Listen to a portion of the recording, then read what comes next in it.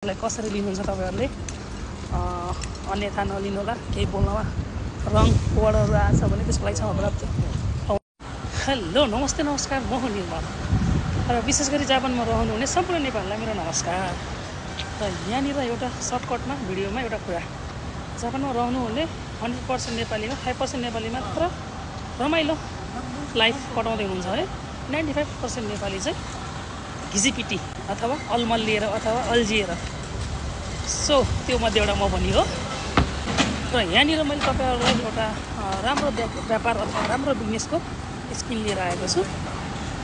त्यो स्किल हो एकदमै थोरै बजेटमा मेबी लाइफ सेट अथवा त्यो थोरै बजेट जतिखेर पनि इन्भेस्ट गर्न मिल्ने, रातिको 1 बजे 2 बजे 3 बजे अथवा बिहान जतिखेर गएर पनि त्यो सानो लगानी लगाउन मिल्ने व्यापार चाहिँ के चाहिँ रहेछ त्यस्तो भन्नु, र जतिखेर पनि कसरी त्यो चाहिँ बिजनेसमा पैसा लगाउन मिल्छ भन्ने कुरा पनि तपाईलाई प्रत्यक्ष देखाएर भन्नेछु।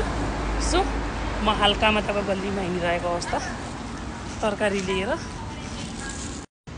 र यसको साथसाथै एउटा लास्टमा एउटा कुरा भन्छु, त्यो कुरालाई पनि आफ्नो अप्लाई गर्नु होला अथवा त्यो कुरालाई मान्नु होला। र हिँड्नुस् म तपाईलाई देखाउँछु, आउनुहोस् कसरी। हेर्नुहोस् यो हो लोपी, यसमा क्लिक गर्ने, त्यसपछि यसमा क्लिक गर्ने, त्यसपछि यसमा क्लिक गर्ने। थाहा भन्नुभयो बिजनेस के हो यो। त्यसपछि आज कुन हो यो, तपाईलाई जुन हो त्यही, जस्तै आज यो हो 6। त्यसपछि यहाँ चाहिँ कस्तो भनेछ, मसिनले चोइस गर्ने कि आफैले चोइस गर्ने। मैले आफैले चोइस गर्ने। त्यसपछि आफैले कति चोइस गर्ने, यहाँ नम्बर चोइस गर्ने है। जस्तै मैले चोइस गर्ने नम्बर, त्यसपछि यहाँ चुकी गर्ने, चुकी गरेपछि त्यसपछि फेरि चुकी गर्ने, त्यसपछि डेट चोइस गर्ने। आज डेट कति हो, यति। कतिवटा 2 4 5 वटा, मैले एउटा आधा घन्टा एउटा, त्यसपछि 200 रुपियाँ यहाँ थिच्ने, अनि यहाँ बिल आउँछ। आयो त्यसपछि यो बिल लिएर काउन्टरमा जाने।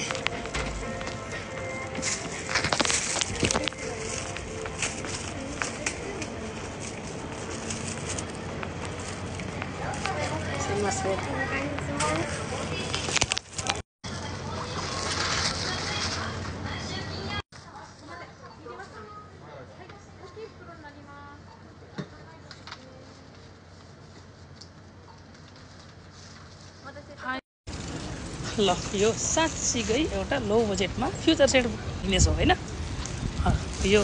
अनि जतिखेर पनि मैले भन्न खोजेको, जतिखेर पनि कसरी भन्दाखेरि, मैले चाहिँ तपाईको यो लसुनमा धन्यवादमा जतिखेर यो लोपी मसिनमा गएर नाइटमा एनी टाइम जतिखेर पनि काट्न मिल्ने। अब लोटोको पसल खुले छैन, आज सन्डे, आज शनिबार, यता भन्न मिल्दैन के, जतिखेर उठेर पनि काट्न मिल्ने यो हो जापानको लोटो 6 लोटो 7। त्यसैले यसलाई चाहिँ एकचोटि ट्राई गर्नुपर्छ। तर मैले लास्टमा भन्ने कुरा चाहिँ के भनेर भन्न खोजेको थिएँ भने, यसलाई चाहिँ ह्याबिट चाहिँ नबनाउनुहोस् है।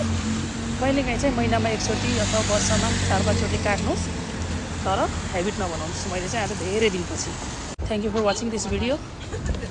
पानी परिरहेको अवस्था, कपाल बिग्रेको अवस्था, हातमा तरकारी बोकेको अवस्था। ल हस् बाई, थ्याङ्क यू।